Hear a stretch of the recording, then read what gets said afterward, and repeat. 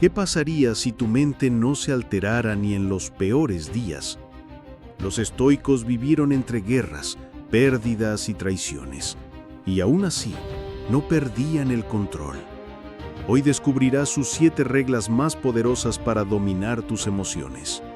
Imagina por un momento una fortaleza, no de piedra y mortero, sino una construida dentro de tu propia mente. Una ciudadela interior inexpugnable. Un lugar donde las tormentas de la vida, las ofensas de otros, los reveses de la fortuna y hasta las peores tragedias rompan contra sus muros como olas inofensivas. No es que no sientas el impacto, claro que lo sientes, eres humano. Pero el impacto no te derriba, no te inunda, no toma el control. Dentro de esa fortaleza tú permaneces al mando, sereno, lúcido y con el poder de decidir tu siguiente movimiento. Esta no es una fantasía, no es un superpoder reservado para sabios de barbas blancas en la antigua Grecia o Roma. Es una habilidad, una disciplina que puede ser aprendida, practicada y perfeccionada. Los estoicos no eran seres sin emociones, eran maestros de sus emociones. Comprendieron que el universo es caótico e impredecible, pero que dentro de ese caos existía un dominio sagrado que nadie podía arrebatarles, el dominio sobre su propia mente. Marco Aurelio, el emperador filósofo, escribió sus meditaciones no en un tranquilo monasterio, sino en el fragor de las campañas militares en la frontera del imperio, rodeado de muerte, enfermedad y la constante presión de liderar a millones. Séneca, uno de los hombres más ricos de Roma, enfrentó el exilio, la conspiración política y finalmente una sentencia de muerte ordenada por su propio discípulo, el emperador Nerón. Epicteto nació como esclavo. Su pierna fue quebrada deliberadamente por su amo y vivió gran parte de su vida en la pobreza, para luego convertirse en uno de los maestros de filosofía más influyentes de la historia. ¿Cuál era su secreto? ¿Cómo podían enfrentar tales adversidades sin desmoronarse, sin caer en la desesperación o el resentimiento? La respuesta yace en un conjunto de reglas, de principios prácticos que aplicaban a diario. Hoy no vamos a hablar de teoría abstracta, vamos a desvelar el manual de operaciones de la mente estoica. Estas son las 7 reglas que ellos usaban para no perder jamás el control. Prepárate, porque lo que estás a punto de escuchar puede cambiar la forma en que enfrentas cada día de tu vida. La primera regla es quizás la más fundamental de todas, el pilar sobre el que se construye toda la fortaleza estoica. Se conoce como la dicotomía del control. Epicteto lo expresó con una claridad cristalina en la primera línea de su manual, el Enquiridión. Él dijo: de las cosas que existen, unas dependen de nosotros, otras no. De nosotros depende el juicio, el impulso, el deseo, la aversión, y en una palabra, todo lo que es nuestra propia acción. Las que no dependen de nosotros son el cuerpo, la hacienda, la reputación, los cargos y, en una palabra, todo lo que no es nuestra propia acción. Esto puede sonar simple, casi obvio, pero te aseguro que el 99% de nuestra ansiedad, nuestra ira, nuestra frustración y nuestra tristeza proviene de ignorar esta regla de oro. Pasamos nuestras vidas enteras intentando controlar lo incontrolable. Nos enfurecemos porque hay tráfico en la carretera. Nos angustiamos por lo que otras personas piensan de nosotros. Nos deprimimos porque el clima arruinó nuestros planes de fin de semana. Nos frustramos porque nuestro equipo deportivo favorito perdió un partido crucial. En cada uno de estos casos, estamos invirtiendo nuestra energía mental y emocional en cosas que están completamente fuera de nuestro dominio. Es como gritarle a la lluvia para que pare. Es un esfuerzo inútil y agotador. El estoico, en cambio, traza una línea clara en la arena de la realidad. De un lado, lo que puede controlar: sus pensamientos, sus juicios de valor, sus decisiones, su carácter, sus acciones y sus reacciones. Del otro lado, todo lo demás: La economía global, las enfermedades, las acciones de los demás, el pasado, el futuro, la muerte. La práctica diaria de esta regla consiste en hacer una pausa constante ante cualquier situación que te perturbe y hacerte la pregunta sagrada: ¿esto que me preocupa depende de mí? Si la respuesta es no, entonces la única respuesta racional es la aceptación. No una aceptación pasiva o resignada, sino una aceptación activa y serena, la misma que tienes cuando aceptas que la noche sigue al día. Aceptar no significa que te guste, significa que dejas de luchar una batalla que no puedes ganar. Liberas una cantidad inmensa de energía que antes malgastabas en preocuparte por lo incontrolable. Y esa energía ahora puedes redirigirla hacia lo único que importa, el lado de la línea que sí depende de ti. Si tu jefe te critica injustamente, no puedes controlar sus palabras, pero sí puedes controlar cómo interpretas esa crítica, si decides aprender algo de ella, o si respondes con calma y profesionalismo en lugar de ira. Si pierdes tu trabajo, no puedes controlar la decisión de la empresa, pero sí puedes controlar tu actitud, la rapidez con la que actualizas tu currículum, la red de contactos que activas y la resiliencia con la que enfrentas la búsqueda de una nueva oportunidad. La dicotomía del control no es una excusa para la inacción, es todo lo contrario. Es el permiso para actuar con una eficacia y una calma devastadoras en el único campo de batalla donde realmente puedes ganar, el campo de batalla de tu propia mente. La segunda regla es una herramienta preventiva, una vacuna contra el shock y la desesperación. Se llama praemeditatio malorum, o la premeditación de los males. Suena pesimista, ¿verdad? Imaginar las peores cosas que podrían pasar. Sin embargo, para los estoicos, esta era una de las prácticas más liberadoras y fortalecedoras. Séneca nos aconsejaba en sus cartas a Lucilio que cada mañana, antes de empezar el día, nos tomáramos un momento para meditar sobre todo lo que podría salir mal. Imagina, nos diría él, que podrías perder tu trabajo, que un ser querido podría enfermar, que podrías ser traicionado por un amigo, que podrías perder todas tus posesiones. No se trata de un ejercicio de masoquismo o de invocar la mala suerte, sino de un entrenamiento mental estratégico. La mayoría de las personas viven en una especie de negación optimista, asumiendo que todo saldrá bien. El problema es que cuando la adversidad inevitablemente golpea, los encuentra completamente desprevenidos. El shock inicial es tan grande que paraliza su capacidad de respuesta. El miedo y el pánico toman el control. El estoico, en cambio, habiendo premeditado el mal, ya ha visitado ese escenario oscuro en la seguridad de su mente. Ha pensado en ello, lo ha sentido y, lo más importante, ha planeado cómo respondería. Cuando la desgracia ocurre en la realidad, no es un visitante desconocido y aterrador, es un conocido para el que ya se ha preparado. La sorpresa, el arma más potente de la adversidad, queda completamente desarmada. Piensa en un boxeador que estudia las cintas de su oponente. No lo hace para tener miedo, lo hace para no ser sorprendido por un gancho de derecha o un uppercut inesperado. Conoce los movimientos, ha ensayado sus contraataques.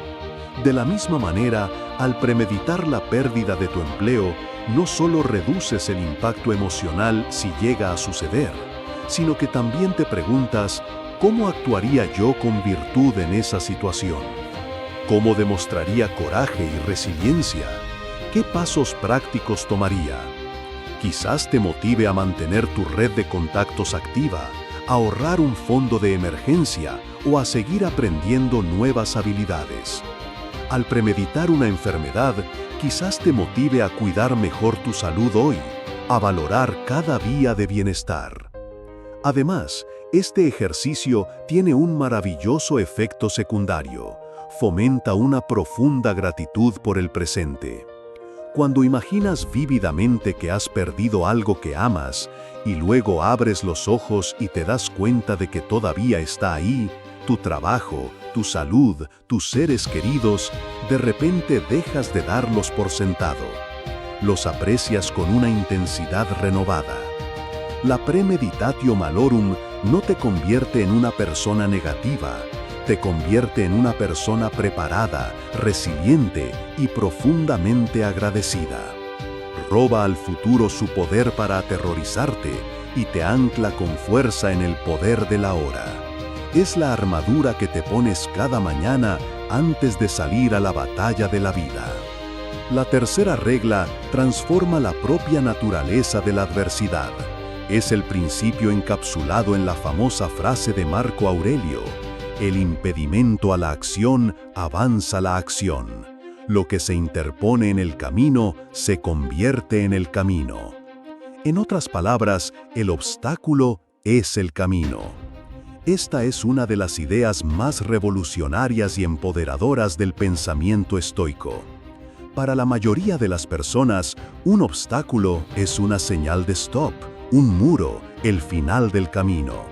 Es una fuente de frustración, ira y desesperación. No puedo creer que esto me esté pasando a mí, exclaman. Se sienten víctimas de las circunstancias. El estoico ve el mismo obstáculo, pero lo percibe de una manera radicalmente diferente. No lo ve como un muro, sino como materia prima. No es el final del camino, es un desvío que presenta una nueva oportunidad para practicar la virtud. Imagina que estás intentando lanzar un negocio y tu principal inversor se retira en el último momento. La reacción normal sería pánico, desesperación, se acabó, todo está perdido. El estoico, aplicando esta regla, se detendría y reformulaba la situación. El obstáculo, la falta de fondos, se convierte en el nuevo camino. El camino ahora es la oportunidad de practicar la creatividad para encontrar financiación alternativa. Es la oportunidad de practicar la resiliencia para no rendirse. Es la oportunidad de practicar la sabiduría para reevaluar el plan de negocio y hacerlo más eficiente y menos dependiente de grandes capitales. El problema no es el problema es cómo respondes al problema. El obstáculo te obliga a ser mejor, más fuerte, más inteligente.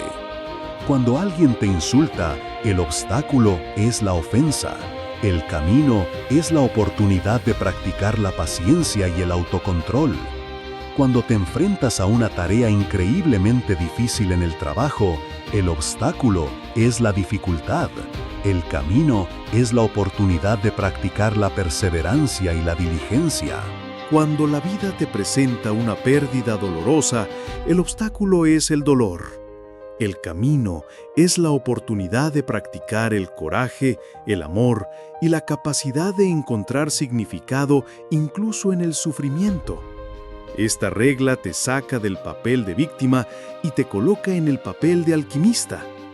Un alquimista que no convierte el plomo en oro, sino que convierte el dolor, la frustración y el fracaso en sabiduría, carácter y fuerza interior.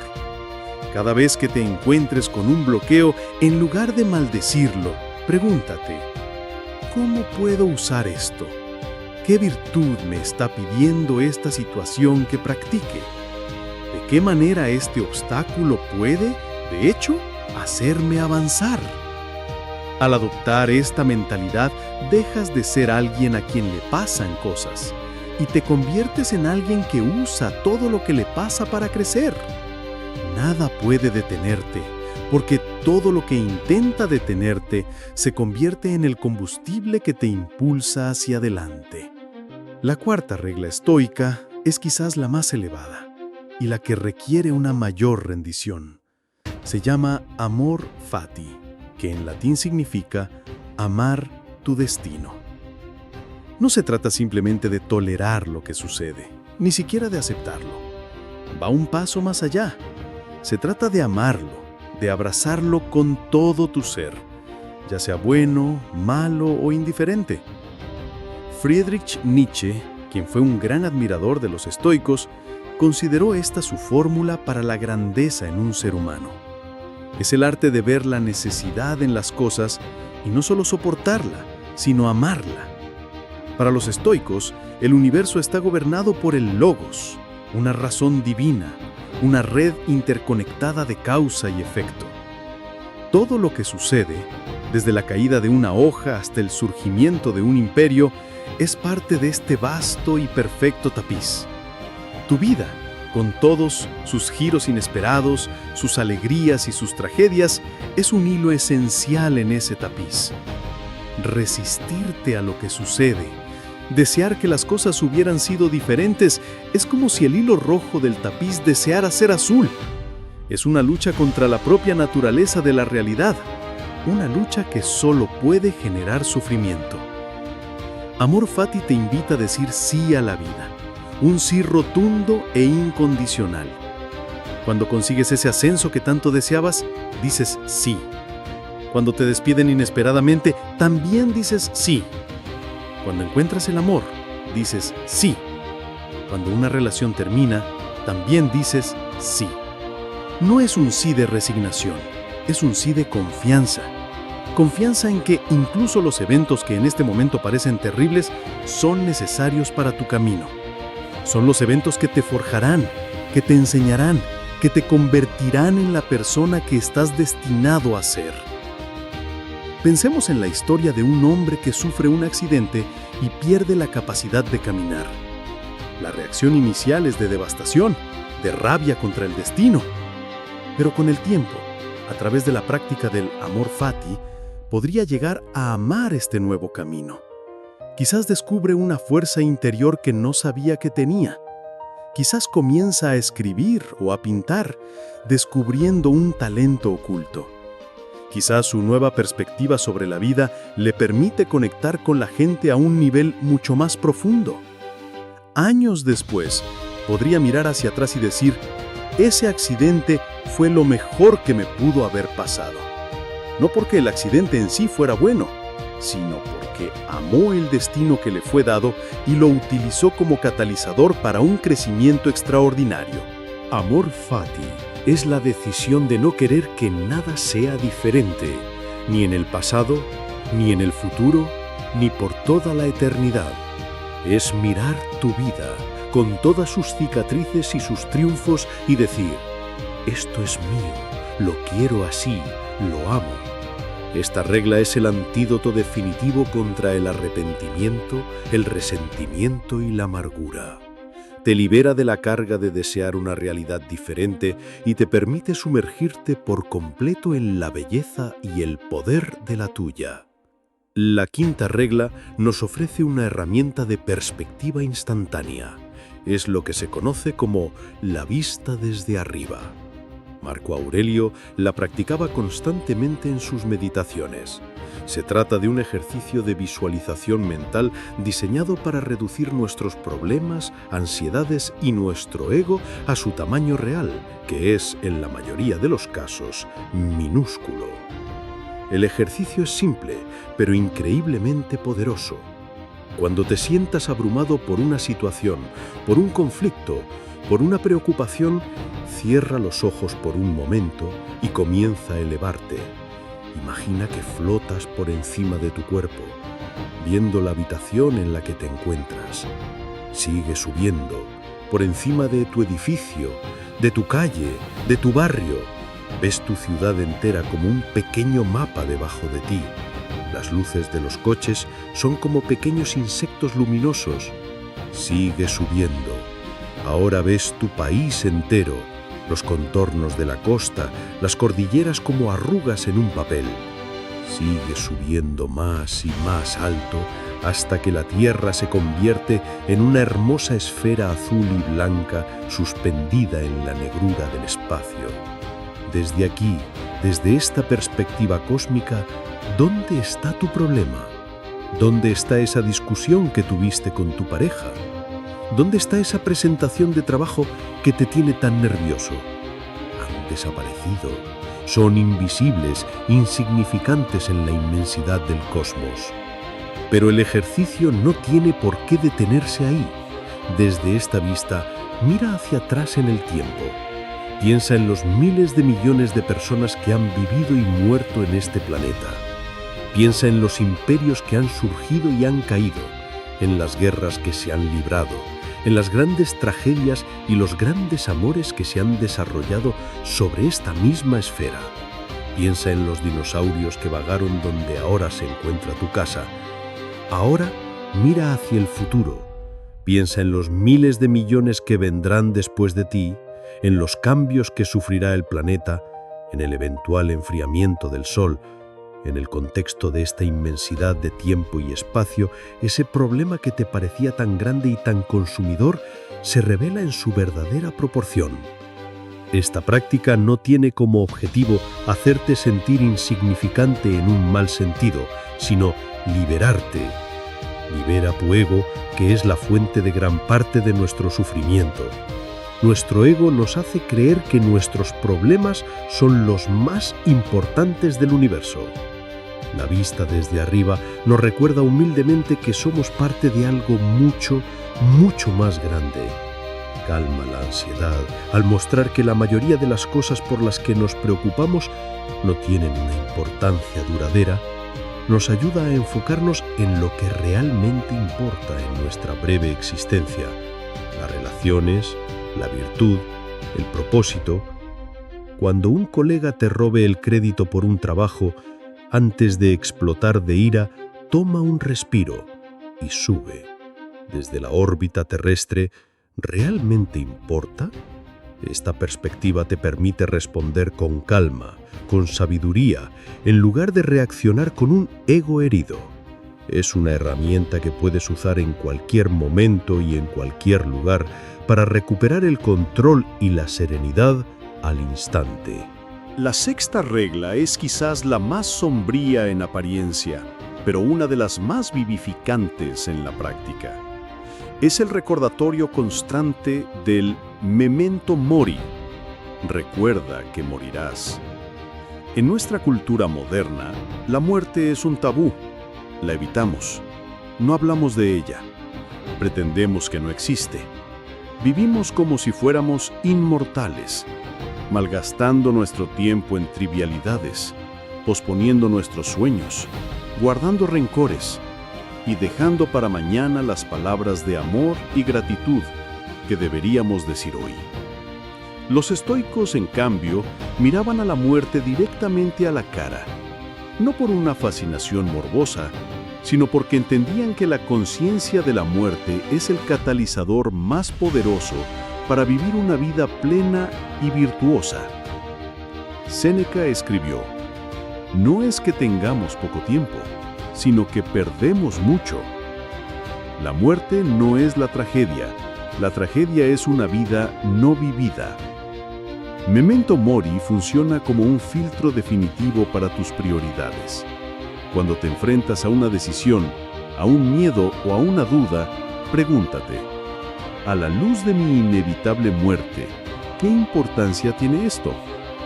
Esta pregunta tiene un poder increíble para aclarar las cosas. ¿El miedo a hablar en público importará en tu lecho de muerte?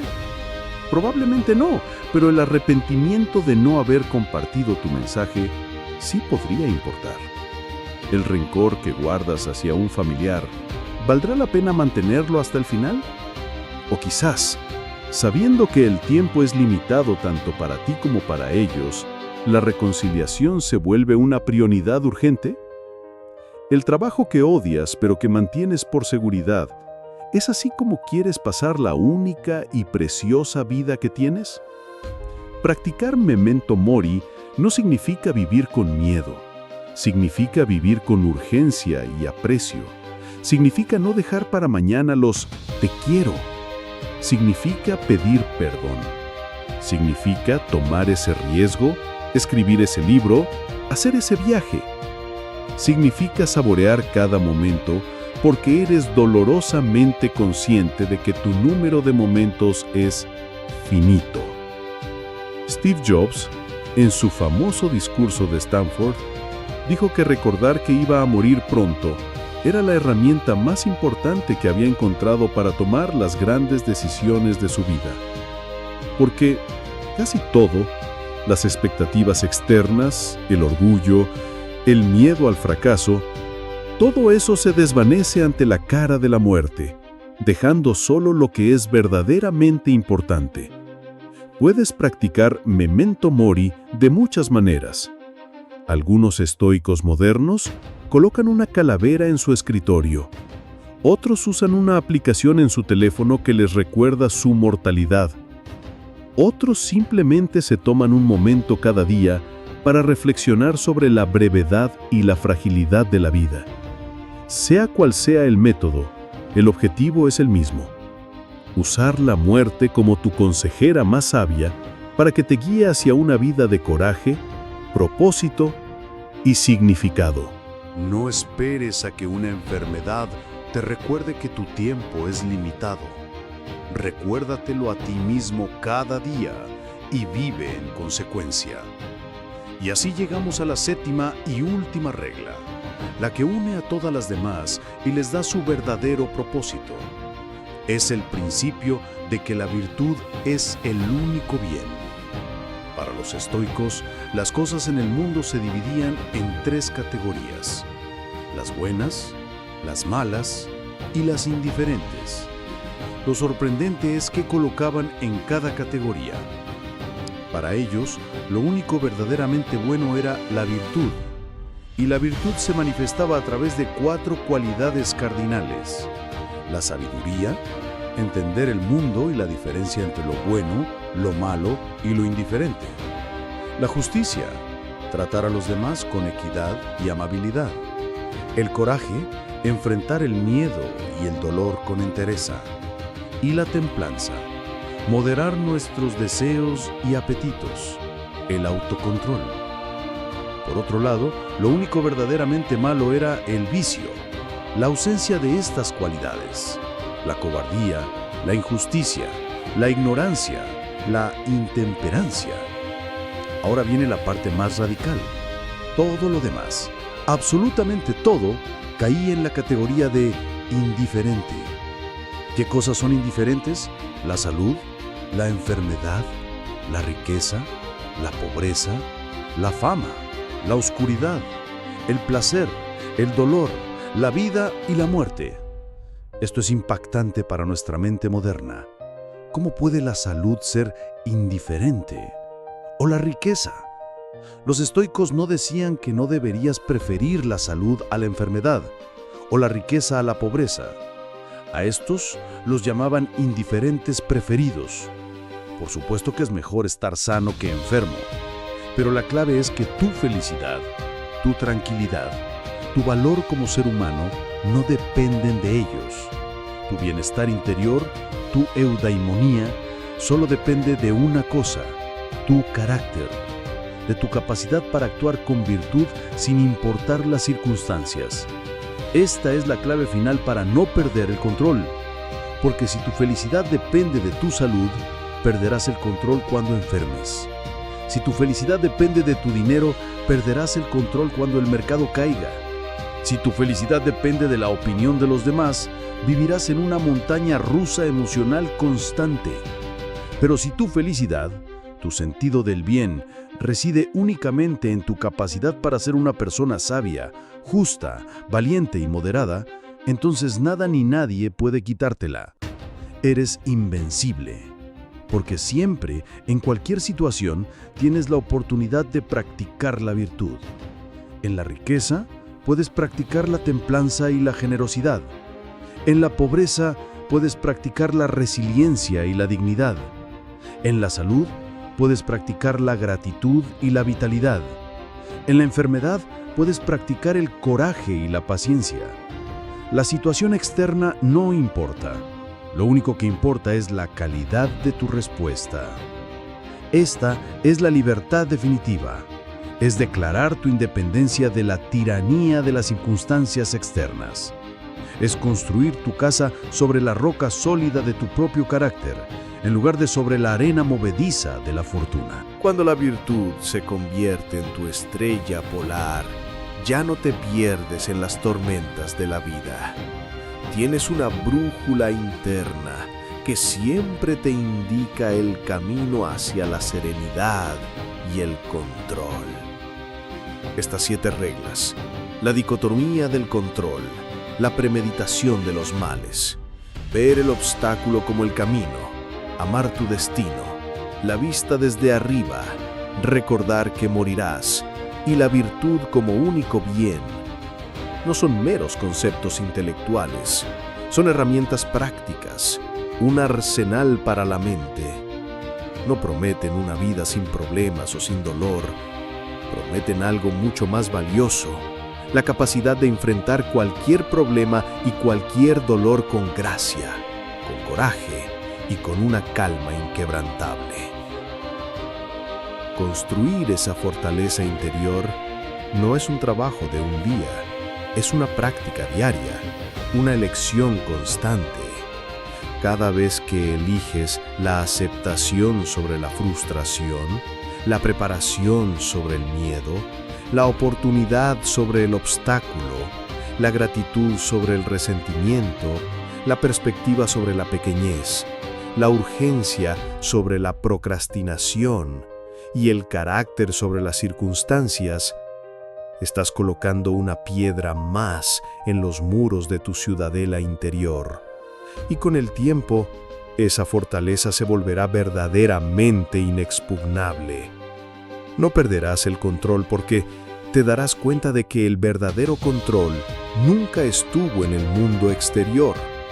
Siempre ha estado y siempre estará dentro de ti. Este no es el final de una lección, es el comienzo de tu entrenamiento. La filosofía estoica no es algo que se lee, es algo que se vive. Cada día te presentará innumerables oportunidades para practicar estos principios. Si has sentido que este mensaje resuena contigo, si estás listo para dejar de ser una hoja a merced del viento y convertirte en el capitán de tu alma, entonces tu viaje no ha hecho más que empezar. Para continuar forjando una mente inquebrantable, únete a nuestra comunidad de estoicos modernos, aquí, en Estoico GT. Suscríbete y activa la campana de notificaciones, porque cada video es un paso más en la construcción de tu fortaleza interior. El camino hacia la serenidad es un maratón, no un sprint, y estamos aquí para recorrerlo contigo. Da el siguiente paso. Nos vemos en el camino.